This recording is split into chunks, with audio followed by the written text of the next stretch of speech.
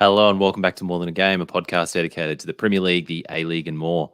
Today on the show, does the old firm in Oz, Super League Light and Rudan beyond the end of the season tell us the game's gone?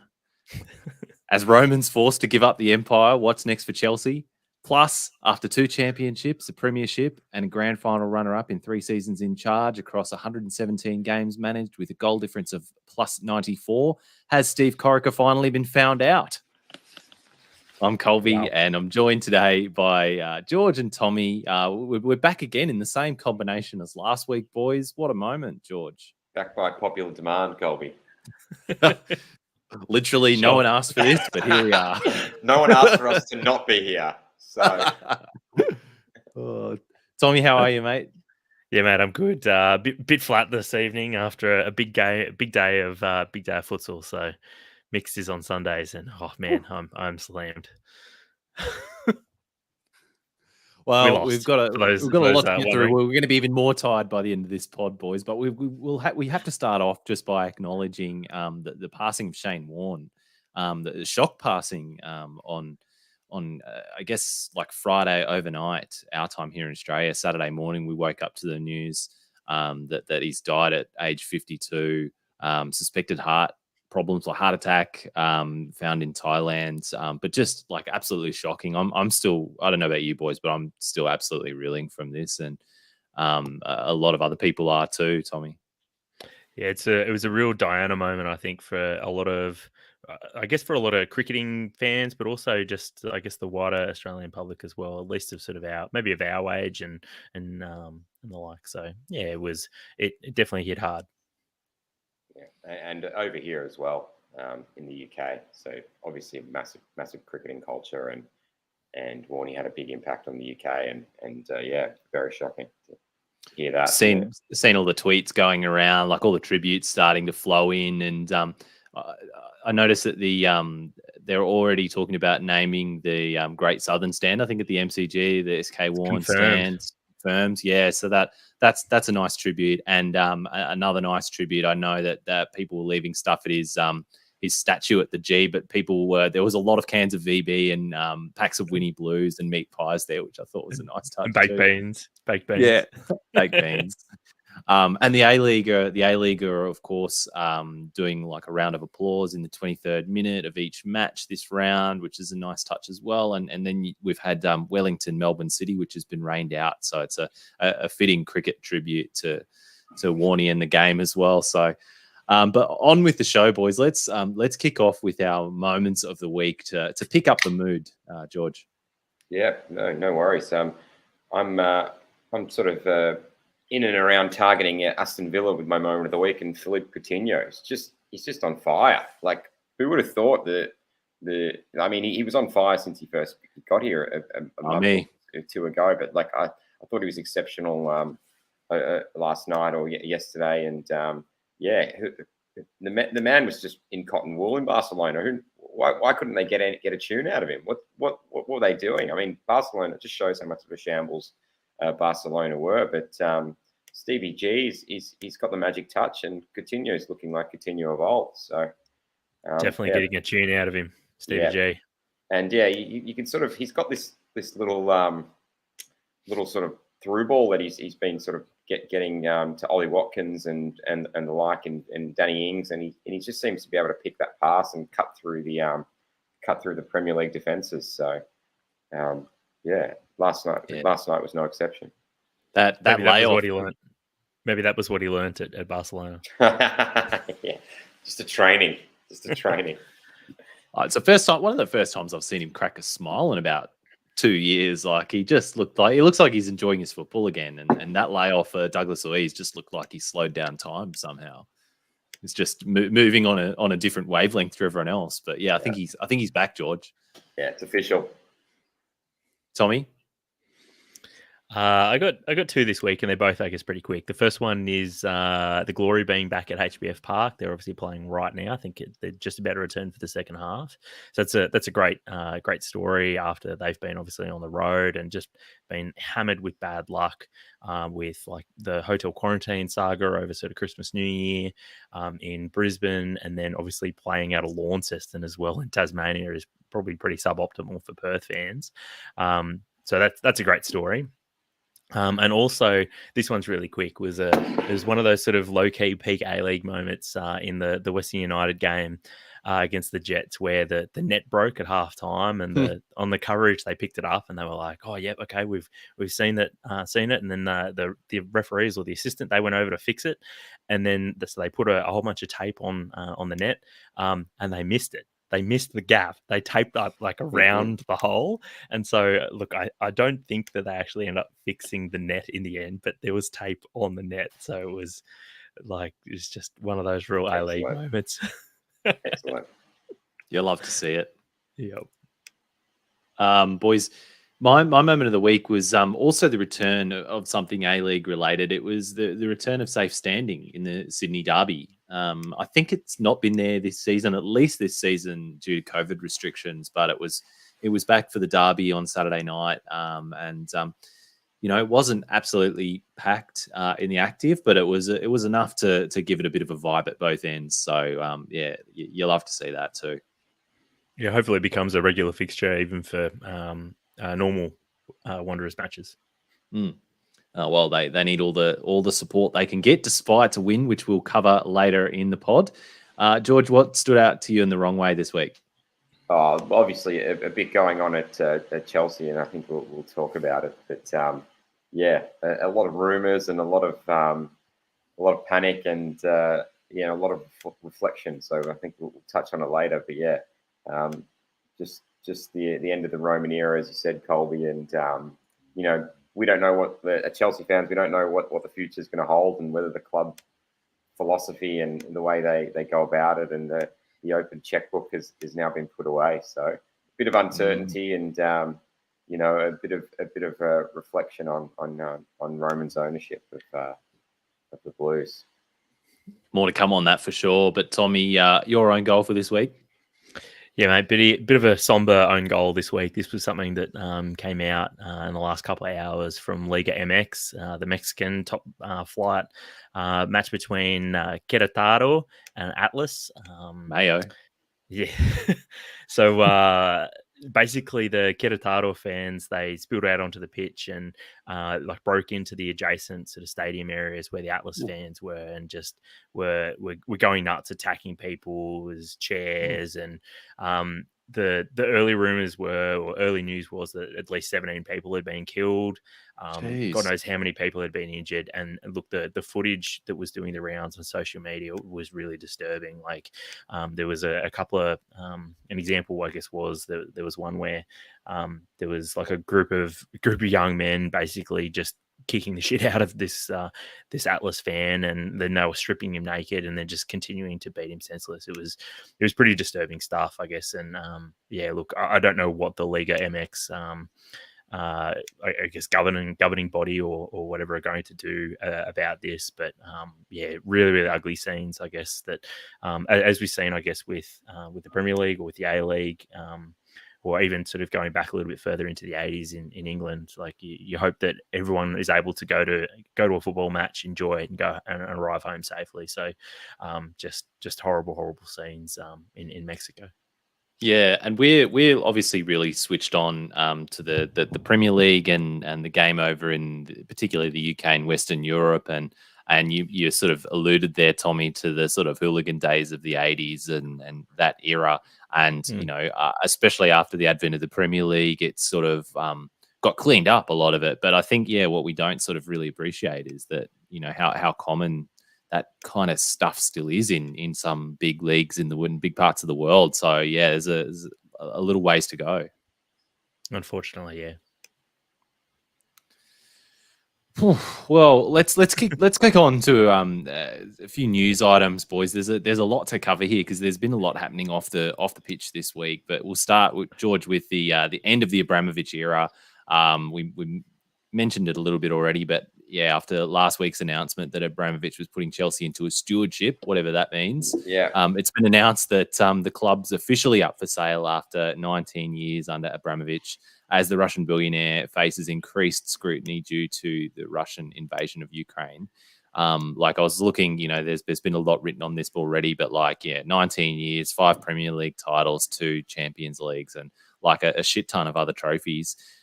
Chelsea fans, of course, being experts at reading the room, decided to chant Roman Abramovich during the pre-match gestures in support of Ukraine, which was maybe not the best moment, guys. But George, read the room, God. For Chelsea more generally, what's next? No more blank checks. No, well, I think we're all still reeling because as fans, basically on sort of the weekend, he sort of announced the stewardship thing, and we touched on it last week on the pod. No one actually knew what it meant, and we all, like most people, just thought it was a bit of fluff to kind of, seemingly sort of step away from the club while still maintaining his sort of ownership. And then, a few days later, he's announced he's putting it up for sale, and a lot of rumors flying around here about, whether, the government sort of said, they're going to seize his assets or the sanctions are going to be put on him and the like. So he's basically been selling his houses in the UK and now he's selling Chelsea. And what it means for the club and the way it's run, I have no idea because, he's put in a big infrastructure. He's obviously bankrolled the club for, nearly 20 years and supported everything they've done. The one thing it means probably is Chelsea are going to have to be potentially run a bit more sustainably and rely on what they've got as opposed to what they spend. And obviously there was also a lot of talk about upgrading Stamford Bridge and obviously that's been put on hold for the last few years and that's probably not going to go ahead now depending on who buys the club. So yeah, uncertain times and also we've had it good for so long, and we've grown to appreciate the way Chelsea's run and the ruthlessness of Roman and the blank checkbooks and now who knows, if someone's going to drop like $3 billion on Chelsea, how much money is going to be left to actually bankroll the club and pay the wages? It's probably got one of the highest wage bills in Europe and uncertain times, I would say, and hopefully it doesn't affect the guys on the pitch, but it surely will. As a fan of a club that's a rival, I guess of Chelsea, a local rival, I can't wait for someone like the Glazers or Stan Kroenke to come in and run it like a business and not like a football club kind of thing in the last few years. And no more big transfers, a lot of budget moves, and just fourth place becomes a trophy in itself. a lot of random loans of guys you've never heard of. And, well, actually, older guys. Thank you for reminding me about loans because so Tifo Football did a big video on the changes to the loan system that are going to come into place. And I think not at the end of next season, but the one after. And it's basically going to stop Chelsea from having this whole loan army arrangement. It's pretty much directly targeted them and a bunch of other clubs throughout Europe. So if they're thinking, oh, well, we'll just have a whole bunch of loan players and that's how they can generate a bit more income. Well, we can get them back now. Tell me, yeah. Can't wait to see Kennedy lining up for Chelsea every week. Bring Tammy back. Is he on loan, G-Man, or is he? He's sold. Conor Gallagher. Gallagher. What about your boy Billy Gilmore? What about Billy Gilmore, George? Yeah, no, get him back. Get them all back.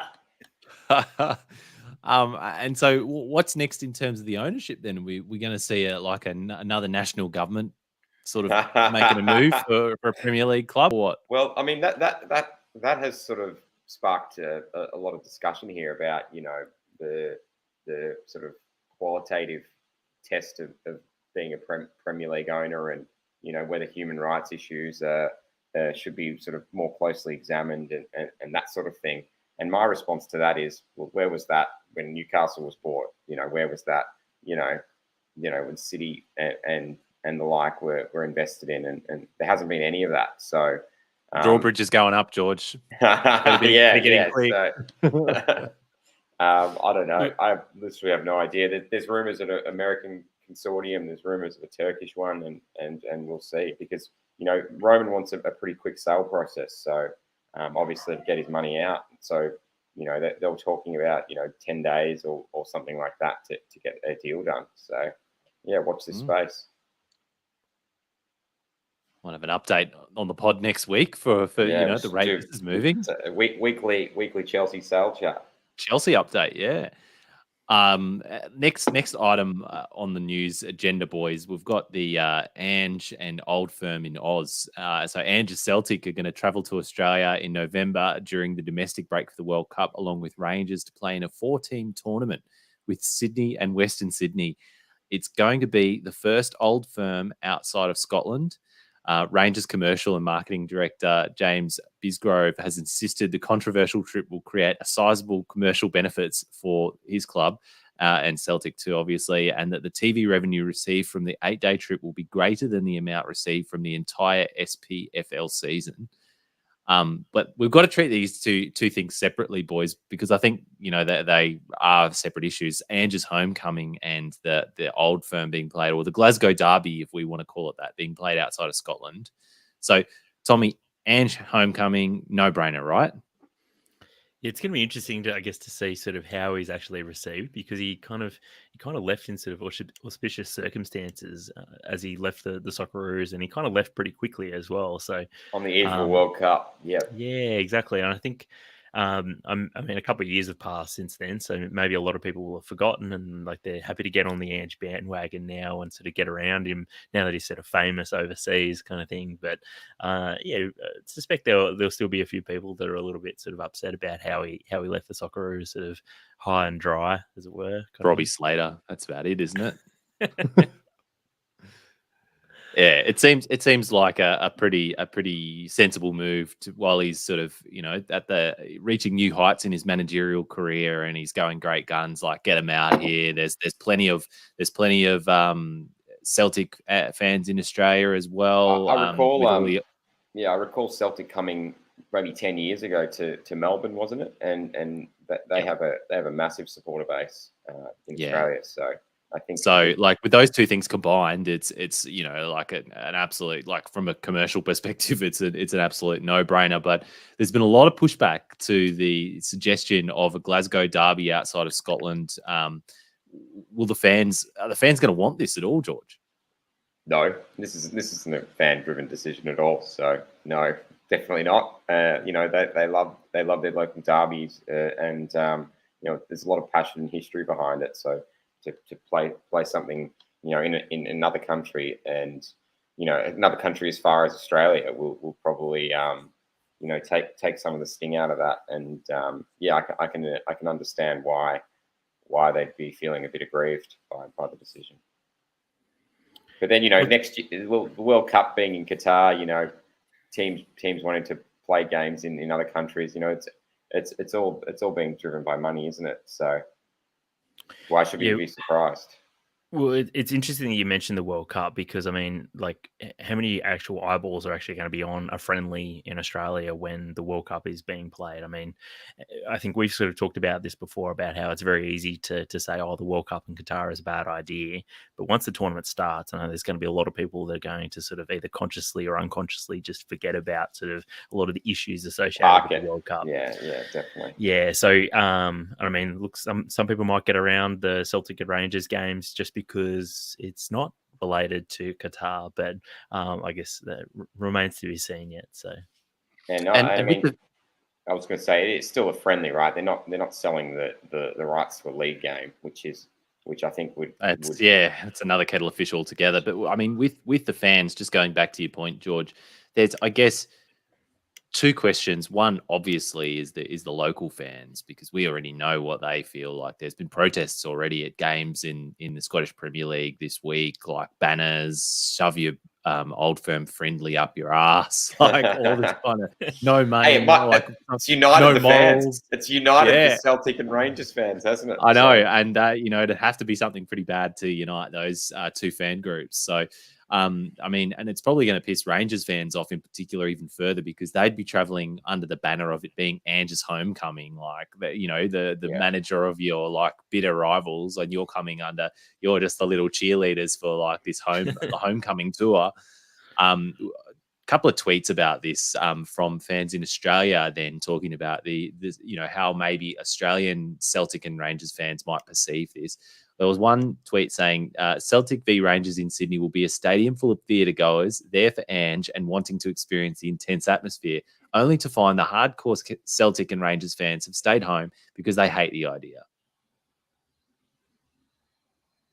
Bang on. And you've got a lot of variations of that. Like most real Celtic fans in Sydney won't attend. Attendees don't have that level of passion, definitely won't be full. But boys, to play devil's advocate here, just, because that's a thing we like to do. Is this maybe a little bit of a case of the local fans and that local fan mindset sort of gatekeeping a little bit from international fans, sort of having their fun and having their little slice of something that means a lot to them? No bites? I think so, yeah. and as I said, like it's not they're not playing for league points and that sort of thing. It doesn't actually, the game doesn't actually result or have any consequences other than just being and international friendlies were happening constantly before COVID. Like if you think about all the American tours, El Clasico has been played in like China and the US and Miami, all the friendlies in Australia, the international series with all your Real Madrids and Man Cities, and I know we all went to that just to see the stars. So and we'll be at Celtic Rangers with our half and half scarves. Yeah, exactly. So yeah, I mean, I don't have a massive problem with it, just given it's not for points and that sort of thing. And I think the issues the Celtic and Rangers fans have are a little bit more confined to other things, and unhappy with the clubs favouring commercial interests over their own. But it's better for the brands and it's better for the teams, and it'll give Ange the homecoming he probably deserves after a long time away. Well, and further evidence that the game's absolutely gone. There's going to be a new Champions League format from 24-25 season. It's going to involve 36 teams up from 32. Group stages replaced by one big league table. Each team plays 10 games in the first phase, 5 home and away. Each team, the top 8 in the league will auto qualify, while teams 9-24 will play 2-legged playoffs to secure their path to the last 16. So aside from sounding a little bit like a Super League light, it's just a shitload of games to squeeze in somewhere, isn't it, Tommy? Yeah, there's a lot of issues with this. That is one point that I mean, the big clubs in what were they, the European Football Clubs Association, have already been complaining for a while about the number of games in the respective leagues, and obviously I know like the Bundesliga and I think Serie A have only 18 teams, whereas obviously the Premier League and a lot of other leagues have 20. So that's one challenge, is like, where do you squeeze these extra games in? But look, if the goal is to reduce the number of pointless games, I'm not sure how it's actually going to achieve that with extra games. But I guess the other thing that concerns me, I guess, is even just from a competitive point of view, there has to be this is all going to be done through sort of like the Swiss league system, which basically enables top teams to play against top teams and the like, and it means that if all the top teams are playing each other, but then they're still going to qualify anyway, which I imagine that there's going to be some sort of seeding or something like that. You're going to see basically a lot of games between top teams, and then they're all going to qualify and go through the next knockout round anyway. So it's kind of like, okay, there's this system that's being set up basically to get lots of games played, and then all the big teams qualify through to the next round anyway. So it's I don't know. It just feels like it's all being done sort of in bad faith. Yeah, to sort of appease the bigger teams that were wanting Super League and wanting guaranteed more guaranteed revenue from European games and the like. My concern is just how it will affect the integrity of the the domestic leagues and just will teams be able to battle on two fronts if they have to play an extra 10 games or whatever it is in the Champions League? Because there's a lot of fixtures on at the moment, and teams are complaining about fatigue, and you're going to have a lot of games, and then it might they might not be able to sort of compete on two fronts, or have two a team being able to sort of back up constant games, because it's already a problem now. I think everyone's also forgotten about how this. I think at the same time as this, the Swiss League system is being rolled out, that they're going to introduce where, like, if a team of significant reputation doesn't qualify, that they'll end up being sort of invited to play in the competition anyway. Oh, like a wild card thing or something. Give us a spell. Oh, mate. Yeah, I mean, the likes of Arsenal, who haven't been good enough to finish top four for the last, 5-6 years or whatever it's been, they're going to get invited into the league because they're just a big team and a rich team, which it just, like, it's Super League by stealth. And I don't know if people are going to, like, some people will love it because, like, they just want to watch big teams play big teams. But I guess it's another big step away from the core or soul of the Champions League or the European Cup, which was the champions of every league play each other and then in a straight knockout. So bit of a sad step, I think, in that direction. The champions, the second place champions, the third place champions, and the fourth place champions.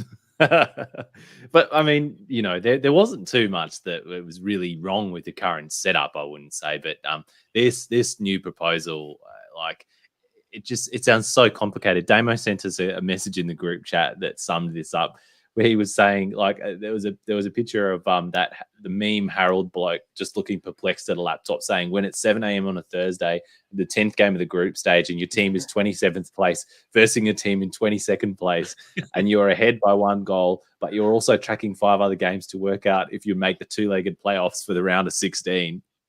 It's absolutely wild. And Jesse made.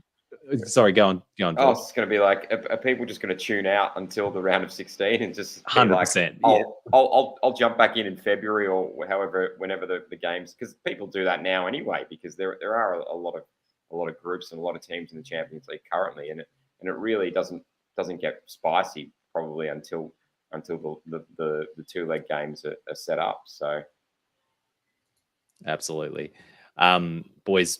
Final item of news, I guess, then, before we move on to the matches, was the news this week that Western Sydney have appointed Mark Rudan as manager till the end of the 2023-24 season after only 6 games in charge. Love the passion.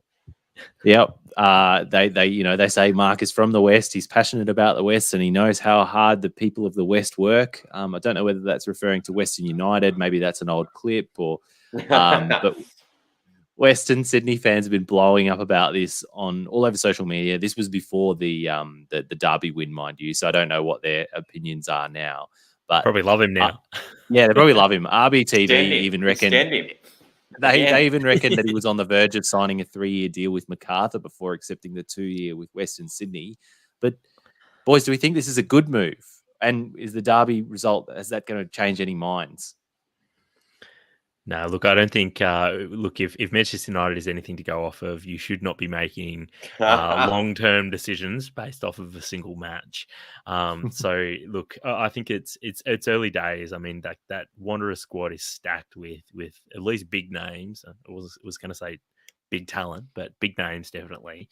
And I guess they've still got a lot of potential as well. So whether or not Rudan can unlock that potential, I guess remains to be seen.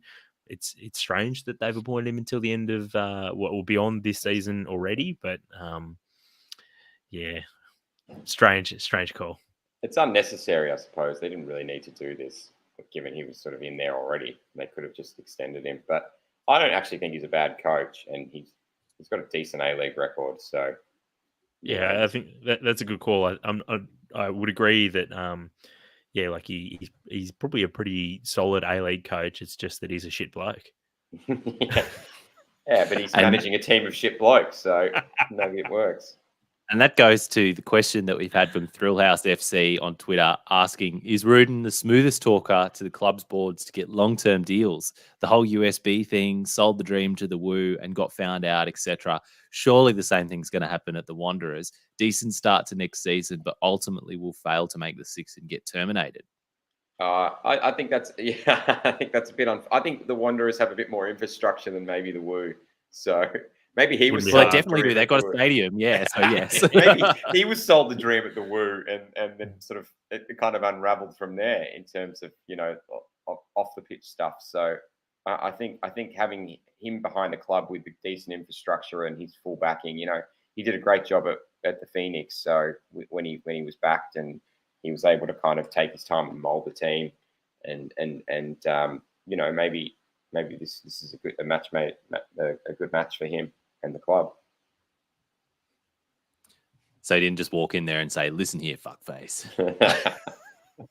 Maybe he did, and it worked. Look, do we actually know that it wasn't just Mark Rudin's burners that were saying, "Oh yeah, appoint Rudin for beyond this season"?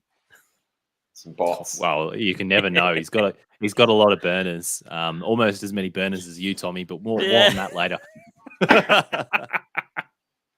And let's get into a bit of A-League chat then, boys. Before we get into the games themselves, just some overall league chat because we had a couple of questions from listeners on this. Tom Aldred fan page asks, "Is this the most even comp we've seen? There's 7 points separating sixth and last, with most top six clubs having already played more games than the bottom six. Only 2 look set on making finals, with every other team, barring Brisbane, looking capable of playing finals." Yeah, I think that's a great shout. I mean, we've seen City and Sydney both drop off this season. So, while sort of some teams have improved, I don't think there hasn't been a single club that's been sort of streets ahead of anyone else. So, I think that's a great shout, and it's making for a great competition. Yeah, I would just add to that because the games have been sort of so condensed and every 2 days, and some teams are missing games because of other postponements now and weather stuff, and it's sort of kind of hard to break away and get a read on everyone. It's probably keeping teams in it that in other years playing once a week might not be in it. So yeah, I think once it evens out a little bit and the games start to mean a bit more and there's a bit more of a break between games. We might see those top tier teams break away, but at the moment it's keeping everyone pretty close together. And as well, like City, they've got probably one of the deepest squads in the competition. They've got Asian Champions League coming up, and possibly Sydney and Melbourne Victory as well. So that's going to, even once sort of the floods and COVID, they look to be settling down in the next couple of weeks. Then those 3 teams possibly are all going to have condensed sort of ends to their season as well before they jet off just before finals time. So the fixturing or the scheduling is just not going to, the scheduling issues are just not going to stop for the next, pretty much for the remainder of the season. And looking at the table now, look at the Phoenix. They've played 4 games less than City and Adelaide. Who've played 16 and they've only played 12. So it's hard to get a read on the table until everyone's sort of played a similar amount of games. We'll stick with the anti-power rankings for a little while longer, I think, to make sense of this. But Kazonis also tweeted us and has a bit of an interesting view as well, saying the Hyundai A-League always had a level of unpredictability, but has the change to Isuzu made the league more like a game of bingo? What other league or sports club could do with an Isuzu sponsorship? Well, the easy answer is everyone. Everyone should have Isuzu. It's just the Isuzu Champions League, UEFA Champions League. Yeah, that's it. Yeah, I'd like to see the Isuzu D-Max Premier League. That would be good. Yeah, I think the La Liga competition can do with that as well. Just a bit more excitement and unpredictability. Well, what about Ligue 1, boys? It's a farmers' league. You could use an Isuzu Ute around there. Well, I could see the streets of Paris. Yeah, I could see the streets of Paris. With a few more utes. You'd think Uber Eats would have made things pretty pretty unpredictable. I mean, Uber Eats is just a lottery now, whether or not your food's going to actually rock up or not. So, is this talking from experience, Tommie? Oh yeah, there's a bit of personal history there, I think. There goes our Uber Eats sponsorship, guys. I know. No. Menu log hit us up. Yeah. Sydney Derby boys. Western Sydney Wanderers 2, Sydney 0. Yeah, it turned out to be quite a game in the end. The Tom Mohamed pen early on, then Damo's boy Keanu Bacchus made it 2, and that was damage done. For Sydney, we saw Luciano Narsing looked handy, but ultimately Sydney couldn't really get back in this.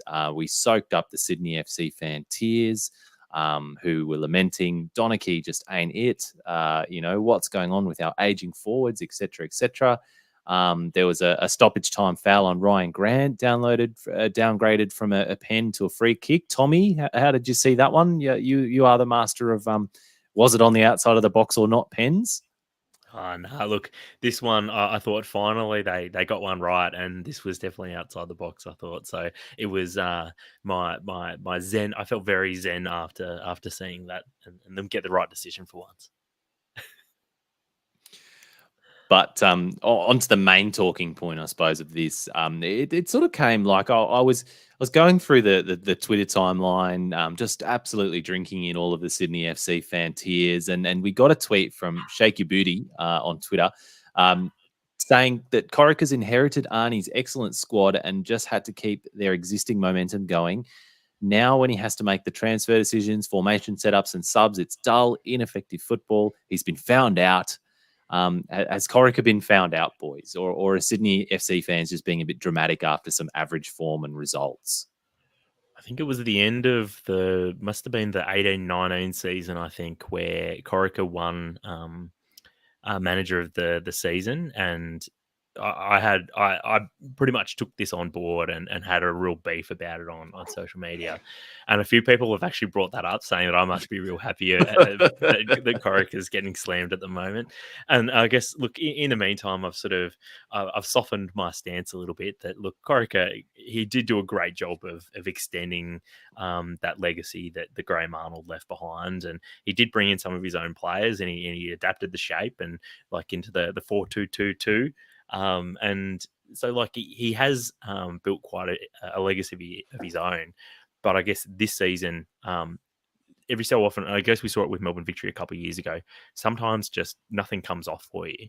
And some of the players they've brought in just haven't looked good enough. They obviously had that massive injury to Luke Bratton as well, which let's not forget about that. But and the value or the lack of value that he's provided them this season. So but like you say, Donachie and the likes of him and Connor O'Toole, they're probably not quite up to the standard or the expectations of Sydney fans over the last couple of years. So it's a bit of a thud that Sydney are leaning sort of back down to earth after, what was it? It's like 6 years where they've pretty much been first or second in the league. So tough times for them, I guess. Yeah, and I think the other point to note is, they are a bit of an aging squad. They've got, still Big got time.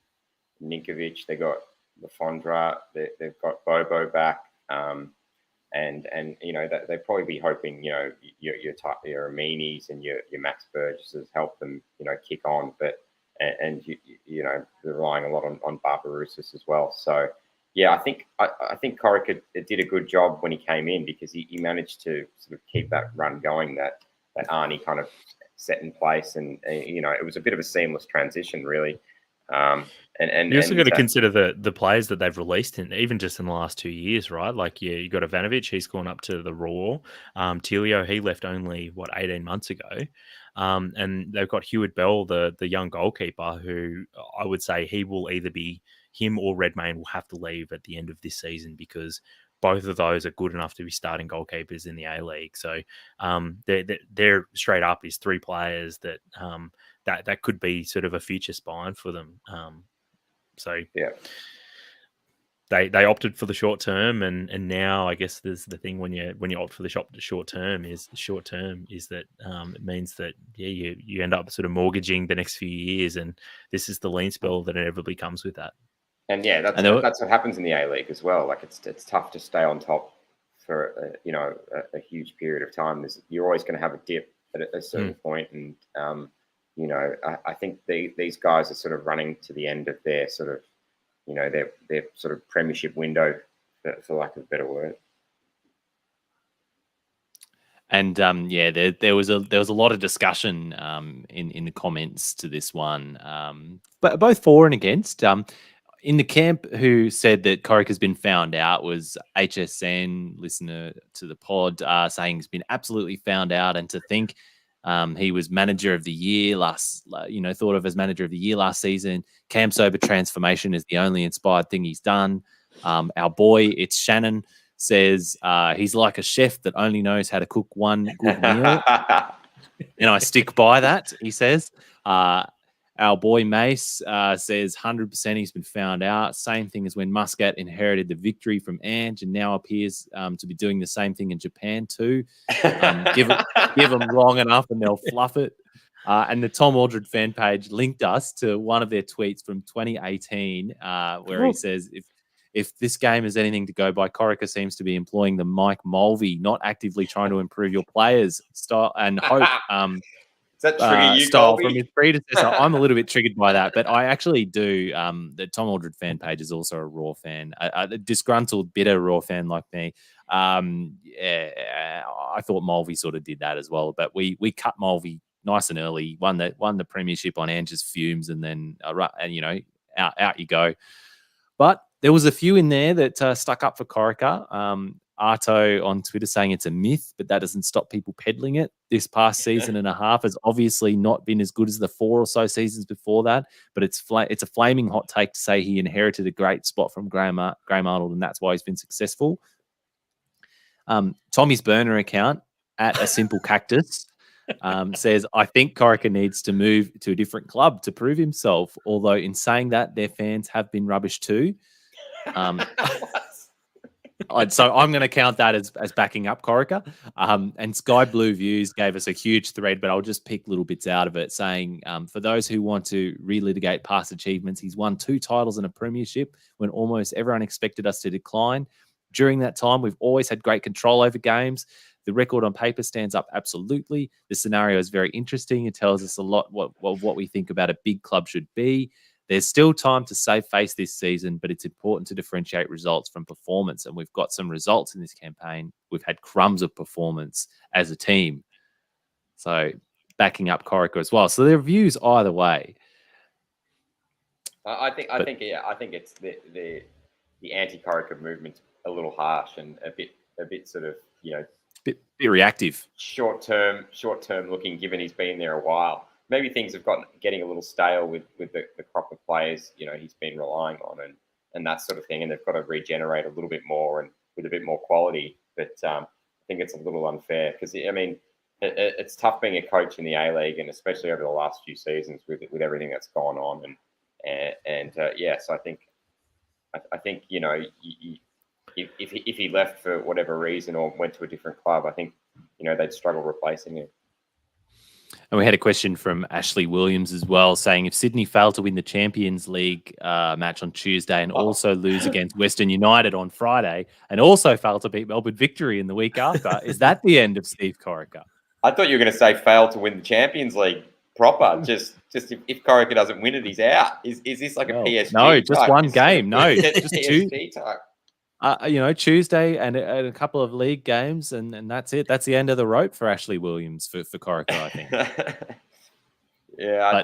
I think they've just got to be prepared to have a bit of a down year. Just the guys they invested in and the guys that kept relying on aren't doing the business. So it's almost as if Sydney FC fans are fans of the most successful club in A-League history, and aren't really able to cope with a small dip in form. Yeah, and especially if the Woo start. If Woo and MacArthur finish above them, Rudan, though, kicked off his tenure as full-time coach, exactly as you'd want to with the Derby win. And, shout out to Run Them Memes, who's been just having an absolute time on Twitter and added us with the meme, which was the card holding up, beat a poor Western Sydney Wanderers or draw 25. And Sydney are holding all the cards. So let's move on though, boys. Couple of other A-League games for this segment. Central Coast 2, Brisbane 1. Brisbane just didn't really look any chance of getting in this game. Unkalolo for the Mariners, he's got 3-3 now, I think. From the French third division, I think they got him. Yeah. Looks Can a Brisbane good little defend player. on the flanks, Colby? What's going on? No, they can't. We're playing new players on the flanks every game in our defence, though. Like Scott Neville was out there. He's not really a fullback these days. I thought he was a full-time fullback. Nah. He's moved. He's permanently in the heart of defence now. I don't. He's not supposed to be out there. Mooney's messing us all around with the formations and the personnel. So I don't know, but like the Mariners were just desperate to make sure they didn't throw it away late after the Raw sort of got back into it, but they did hold on. But Mooney at the Raw, I kept thinking that the Mariners were going to stuff this up again, and they almost did. It felt like it was inevitable that the Raw were going to get an equaliser, but they, like you say, they managed to hold on, which is good for the Mariners. I was deeply conflicted because I tipped Mariners this week in tipping, but I, my heart said I want Raw to get back in this and win it, but the head and the tipping brain in me said, look, the Mariners have got this. Tipping or betting against your own team is real win-win territory, right? Like you either win money or you get the like you say, hedging your bets. But like a lot of the Raw fans have been starting to turn on Warren Moon. Jacob Oz on Twitter asked us who would be a suitable replacement for Mooney, as his tactics and game plan have Brisbane holding us way back. And Dave Saves asks, will Moon be sacked, or are the Backeries too cheap to sack what is likely the cheapest manager in the league? Look, Colby, the one manager that I thought would be great to have in at the Raw, because the Raw have had probably a succession of pretty sort of defensive, conservative managers over the last 5 years, and Robbie Fowler, you got Warren Moon, and then John Aloisi as well. So, Robbie Fowler was only defensive on Twitter. Yeah, only defensive when they asked him to come back to Australia. Yeah. So what I would love to see as sort of the counter to that would be Ernie Merrick coming. I'm not sure if he's retired, but if you got Ernie Merrick in there, with Ernie Merrick, you're either going to finish top 4 or bottom 4. So and it's going to be exciting. So roll the dice. It would be who was the inaugural? It would be real Miron Bleiberg areas where it's just it's going to be exciting. You're not sure if it's actually going to be any good, but it's going to be at least a lot of fun. You're gonna be back page of the Brisbane Times, Colby. Yeah, the Courier Mail. Courier Mail. That's what I was Murdoch crack you were looking for. Yeah. Woo 2, Newcastle 1. It was a Lacroix double, almost Lacroix trois. Tommie, as you tried to get off the ground. Thurgate got him back in late, but the Woo just keep winning as they went back top of the ladder. Boys, were we wrong about Aloisi? Like, when do we have to admit that we were wrong about him? I'm pretty happy to say I was wrong. I did not expect that they would be as defensively good as they have been.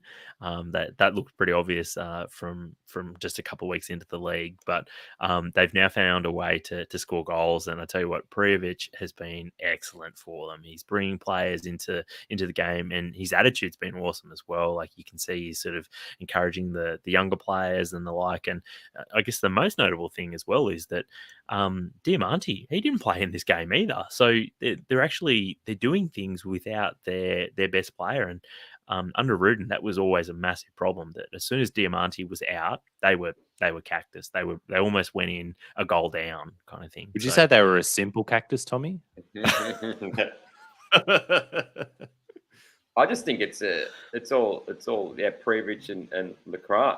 I remember we saw him in that game in the first game of the season, Tommie, and we're like, who is this giant bloke just running the show at the back? And he's a threat at set pieces, and he's probably like, I don't know how they found him. He looks too. And both Aloisi signings too. Yeah, too good for the A-League, I would say, like, almost. Like, do you know what I mean? He's come in and he's a level above most guys, and he's. I think it's not down to Aloisi. It's down to him.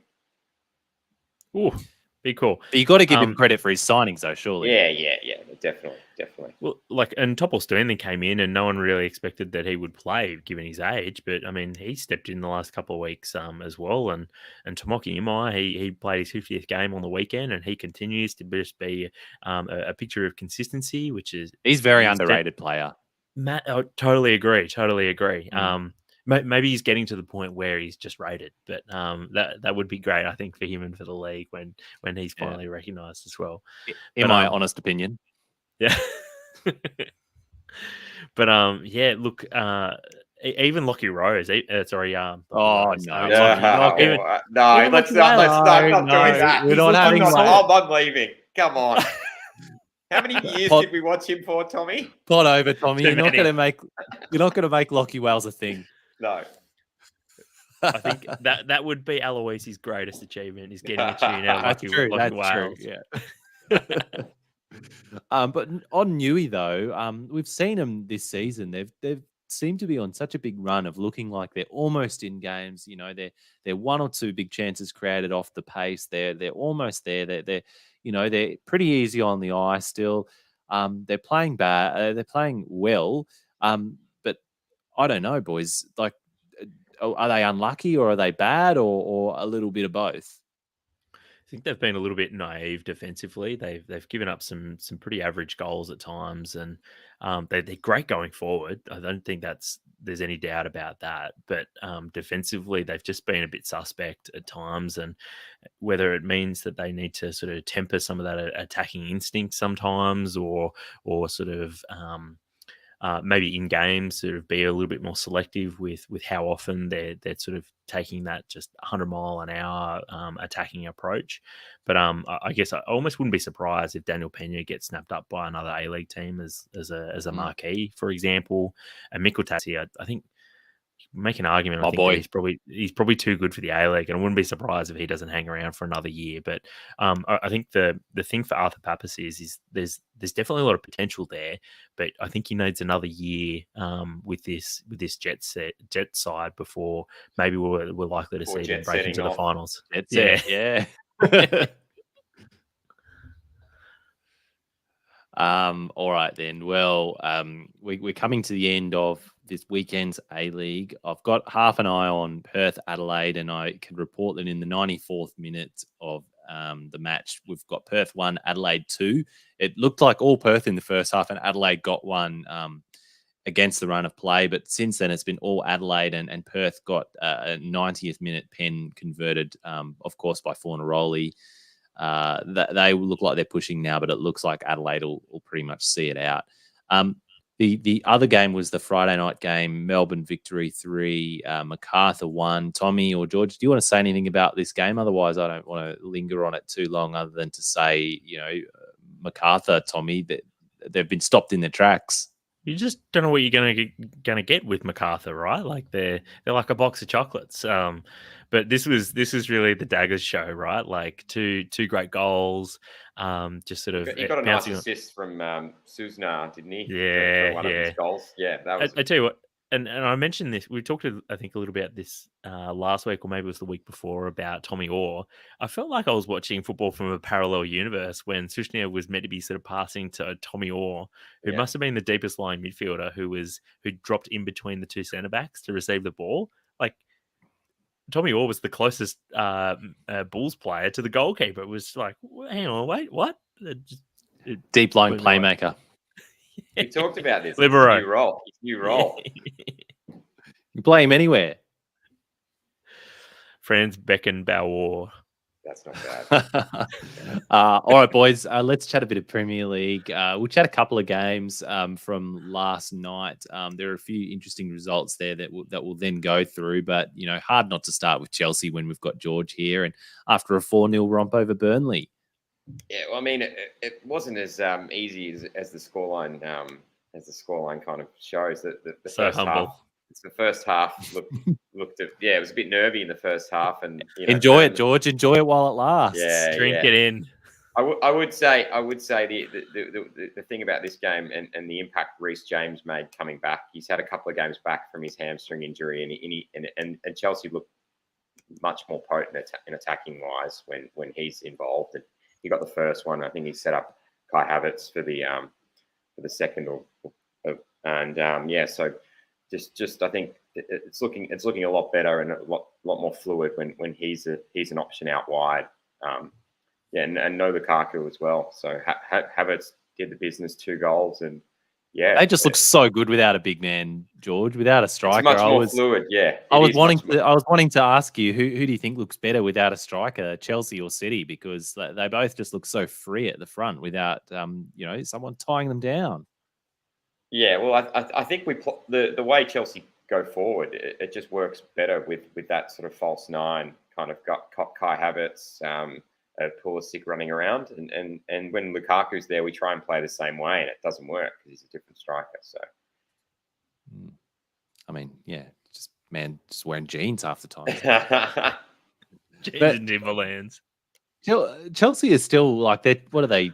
10 points behind Liverpool? Yeah, 10 points behind Liverpool now. So 13 points behind City. Looks like they can't really win the league. So what's a successful season for them now? What have they got left? Well, Roman's gone. They can't win the league. They're in a bit of the no man's land at the moment, aren't they? So yeah, just I don't really know. Get some goals out of Lukaku.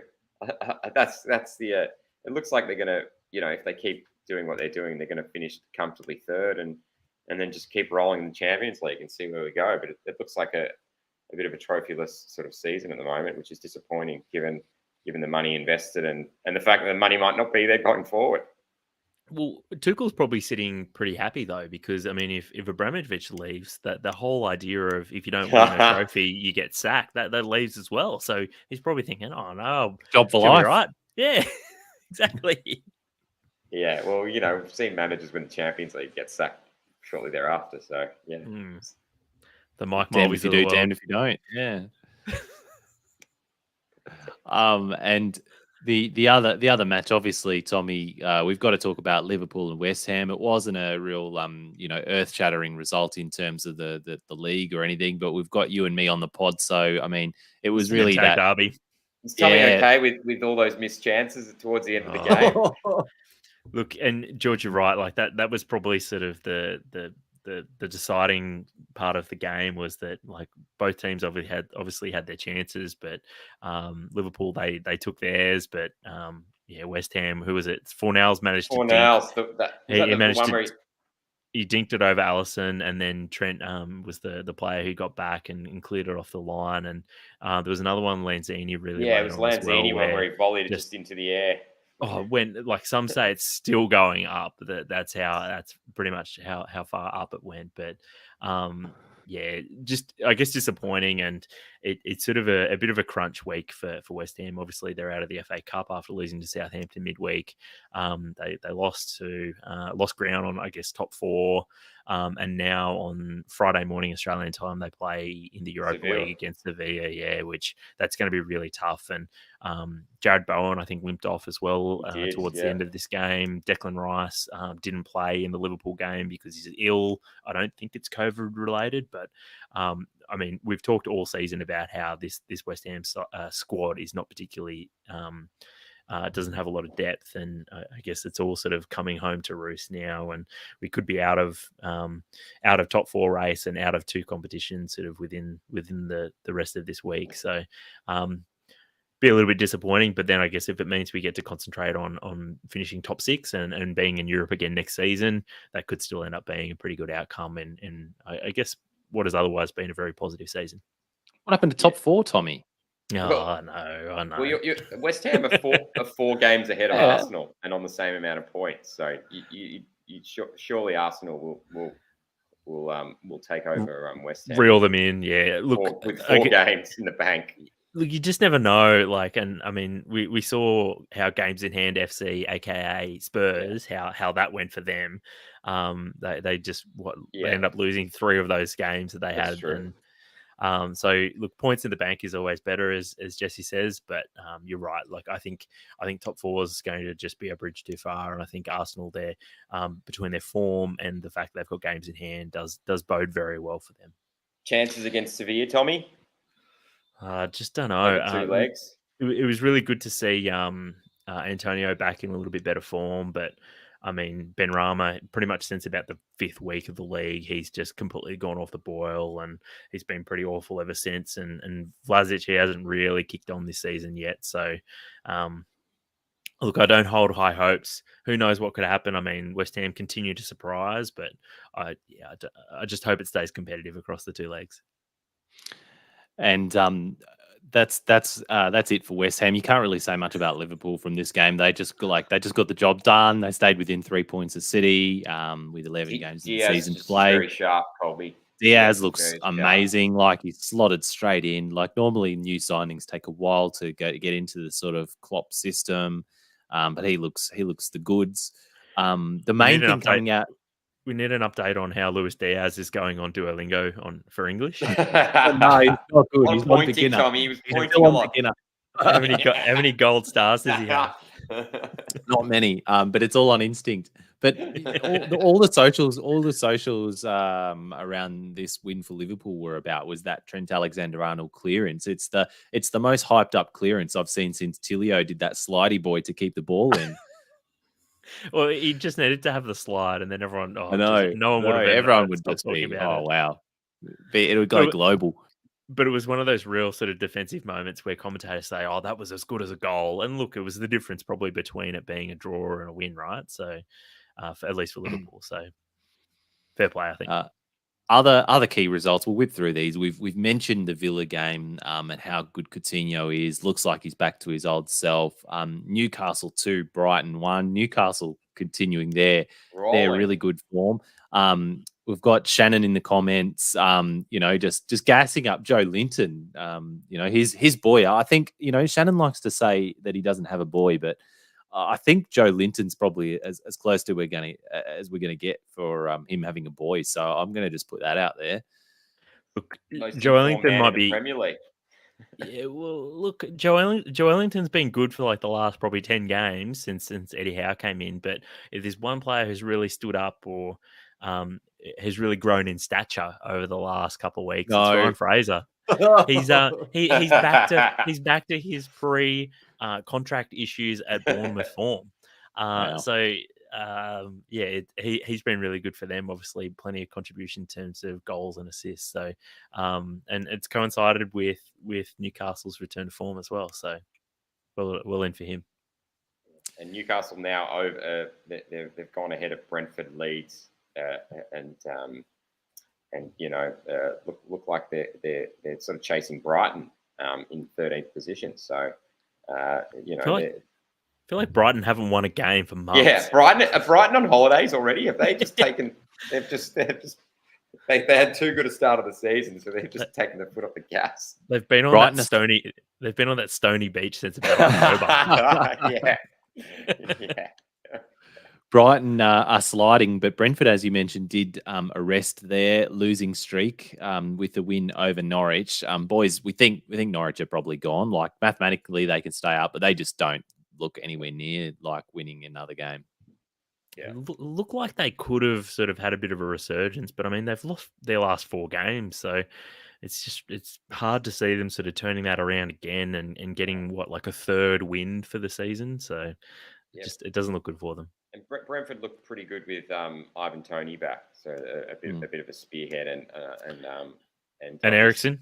And Ericsson whipping those corners in. Yep. I think there was an assist at least for one of them, and it makes a difference when you've got a guy who can whip a ball in like that, and Tony was there to finish, so maybe that's what Brentford needed.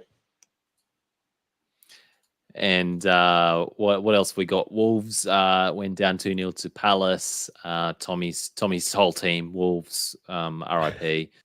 I captained Connor Cody in fantasy this week. Jeez, what a bad decision. Oh, no. I captained Weghorst last week. So. Me too. Yeah, me too. Just before we. Yeah. Sorry, just on the topic of Wolves, though, like they've lost their last 3 games, and that was sort of on the back of them looking like they might sort of sneak into this sort of 4th place discussion, and they've absolutely shat the bed in the last week or so. So we're really disappointed for them, and I mean they're back now. They're 2 points behind Spurs, who obviously have a whole bunch of games in hand, but they're 7 points off of Man United after having played the same number of games. So it's Yeah, starting to look like Wolves' season slipped away from them just and in you're this right. last You're week or right so. on that one, Tommie. Because if you think back to that Arsenal game where they were 1-0 ahead in like the 85th minute, it's all gone to shit from there, and then obviously losing to West Ham and Palace yesterday. So it's just you never know with Palace, do you? It's just they could beat anyone on their day or just be absolutely awful. So yeah, Wolves, hopefully they can hang on to their Europa League position.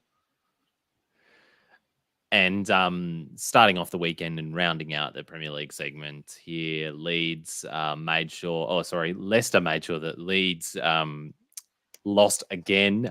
First loss under new manager Jesse March. Another potential poison chalice. Might see him in the championship next season. So Jesse Marsh, more like Jesse Darsh. How long have you been hanging on to that one? Nice, look, I've rolled it out at least half a dozen times in the group chat. Still to play, Watford Arsenal. We've got the Manchester Derby, which should be a big one overnight. Tottenham Everton should be an interesting one, and then matches continuing in this match day, sort of on Friday into the weekend. But boys, we'll give a quick update on MTAG FPL. We've got a winner for Feb, Tommie.